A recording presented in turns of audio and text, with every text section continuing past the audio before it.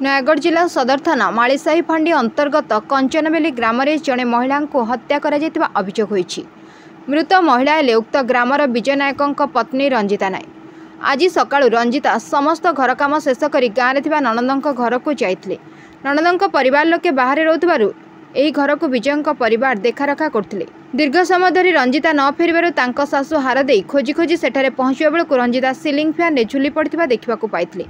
खबर पाई परिवार लोके रंजिता को उद्धार करी नयागढ़ जिला मुख्य चिकित्सालय को पठाइथिले। डाक्तर रंजिता को मृत घोषणा करबा परे पुलिस शव जबत करी व्यवच्छेद पई पठाइछि। मो भौणी के सब यौतुक निर्यातन बाड़ा बाड़ी करेंगे शशुर ससुर जा नणंद बाड़ा बाड़ी कर थाना मुंड हंडिया मारिकी दौड़ी बांधी मो भौणी के केमी न्याय मिलू शशुर आ बापा ता भाई ता भाउज आ माँ ता मामू ता माई दादा खुड़ी को जेल दि जाऊ मुझे आज को मो झील को मारदे भुवनेश्वर थी बरदान शुणिली 8:10 ता बो सागर कथा है कथा पर आउ 10-15 मिनट पर कहती तुम झील मरी जा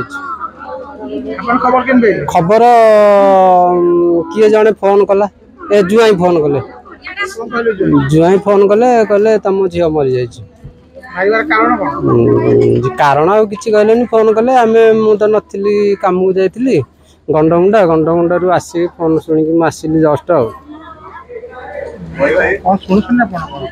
शुणुंट कौन आज्ञा 4 दिन तले फाइलान करके आम गलु कली झगड़ा करके मो झील को बाड़ा पिटा करके ये करते आवा पछरे समाधान करके 3 दिन है 3-4 दिन ये मरुची झील मार जौतुक मागिले मत 1-2 लाख टंका जौतुक दिया झील को बाहा कर 5 वर्ष पुओटे परा पुओटे ये 2.5 वर्ष 3 वर्षर आप मु चाहूँगी सी दोष को दंड पाया दरकार मोर न्याय दरकार सामिली शाशु ससुर देढ़शुर जा आउ ददा शाशुर खुड़ी शाशु आ दियर पड़िशा